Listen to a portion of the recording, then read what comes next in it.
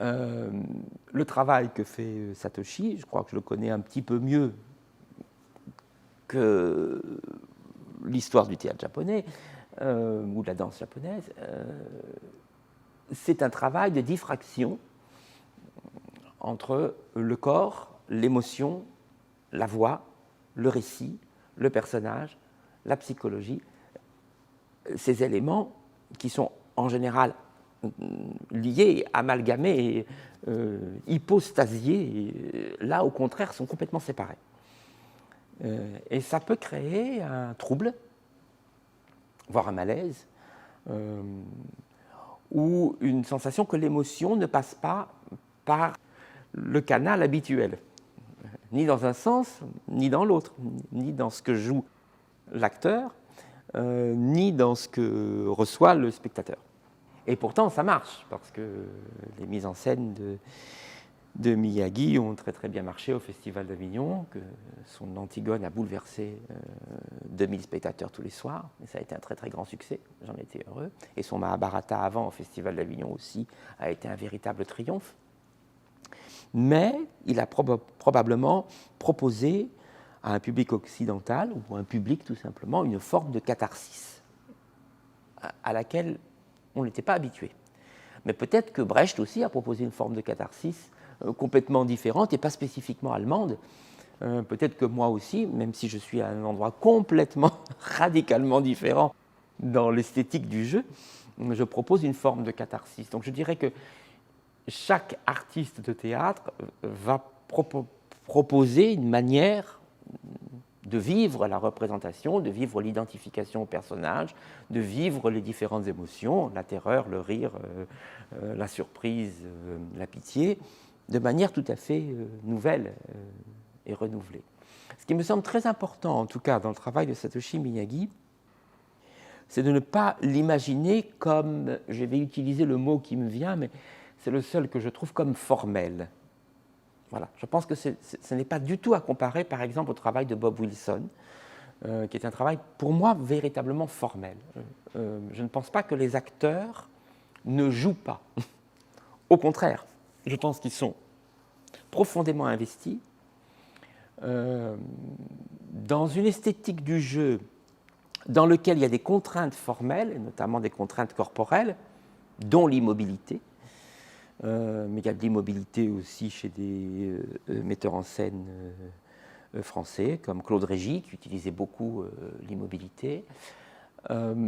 Mais ça ne veut pas dire que les acteurs ne jouent pas, ou qu'ils soient dans un rapport de distance avec les émotions. Au contraire, je crois que si c'était strictement un travail formel, de stylistique picturale, un peu plate comme ça, je pense que j'aimerais pas autant les spectacles de Miyagi.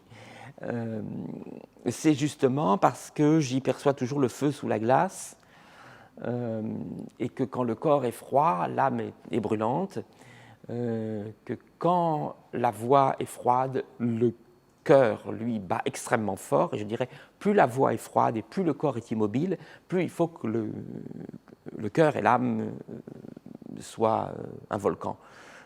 Et c'est là qu'il se passe quelque chose, et on voit le feu vivre sous des costumes de papier.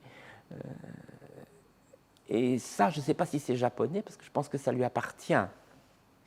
Alors, il y a quelque chose que j'ai cru comprendre, alors je le dis avec timidité parce que je ne connais pas suffisamment bien la culture japonaise, mais il y a quelque chose dans mes différents voyages à Shizuoka et au Festival SPAC que j'ai pu comprendre, c'est qu'en tout cas, Satoshi Miyagi introduisait dans sa pensée et son théâtre une méditation sur la culture japonaise et son devenir. Ça, je peux trouver des équivalents, évidemment, dans ce que je fais moi-même. Je pense que je suis, par certains côtés, un homme de culture anachronique. Et je crois qu'il y a cette méditation. Et ça, je pense que c'est pour ça aussi que le public d'Avignon, mais le public français ou le public occidental, a été très touché par ces spectacles, parce qu'il n'a pas l'impression d'être face à une mise en scène internationale qui serait un peu la même partout.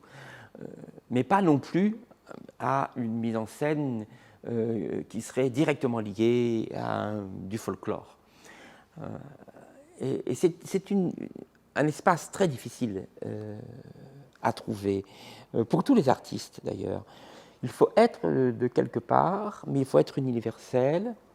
Il faut hériter de sa culture, mais il faut être ouvert au reste du monde et prendre aussi des influences de partout, sans appropriation.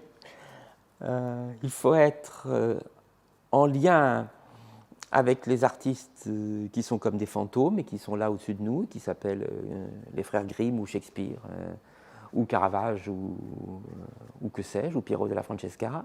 Et en même temps, il faut dialoguer avec ses contemporains. Tout ça, il faut arriver à en faire une synthèse. C'est ça, être un poète du théâtre. Ce n'est pas si simple.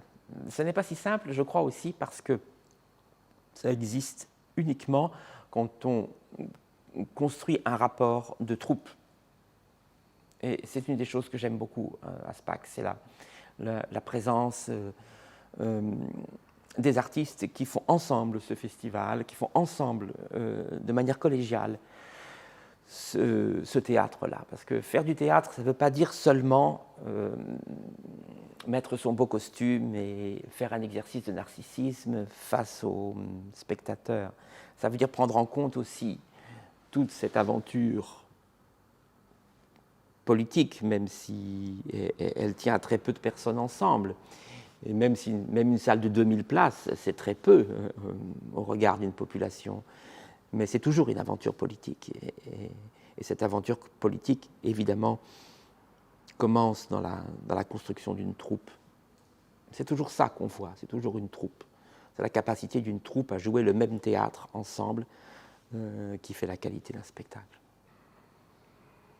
Pendant 2500 ans, le théâtre a été le synonyme du faux, du factice, du non-réel. Et puis, qu'est-ce qui se passe? Depuis presque 20 ans, il y a un retournement de situation, puisqu'il y a une autre forme de facticité qui est le virtuel, et qu'en opposition, le théâtre, au contraire, est le réel. Donc il s'est provoqué une sorte de révolution qu'on pourrait dire anthropologique. Les humains ne voient plus le théâtre comme de la facticité, mais au contraire comme de la présence réelle. Ça, c'est un bouleversement total, et j'ai eu la chance d'appartenir à une génération qui a vu l'avant et l'après.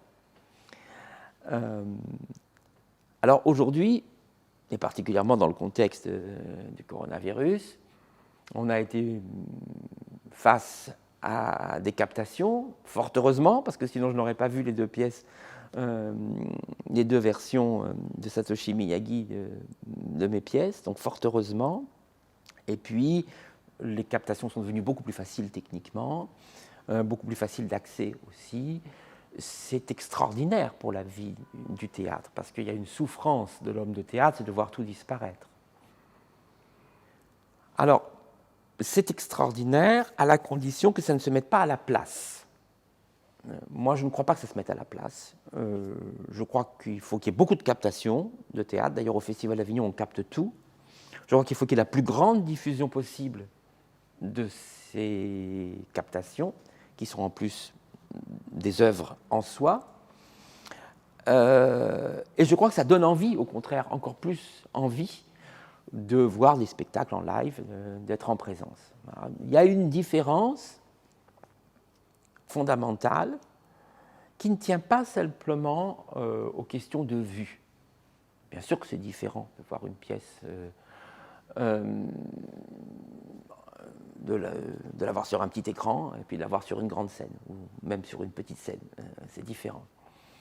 Il y a les phénomènes qu'on peut appeler de synesthésie, c'est-à-dire de troubles entre qu'est-ce qu'on voit et qu'est-ce qu'on entend, qu'est-ce qu'on ressent, même qu'est-ce qu'on sent à la limite. Donc tous les sens dans une salle de théâtre sont beaucoup plus mêlés les uns aux autres que dans la vitrification, la distanciation que nous donne cet écran. Mais ce n'est pas le plus fondamental. Le plus fondamental, c'est qu'on voit des captations la plupart du temps seules, allez, à deux au mieux, et qu'on voit un spectacle avec une foule en présence, et que ça change complètement le rapport qu'on en a.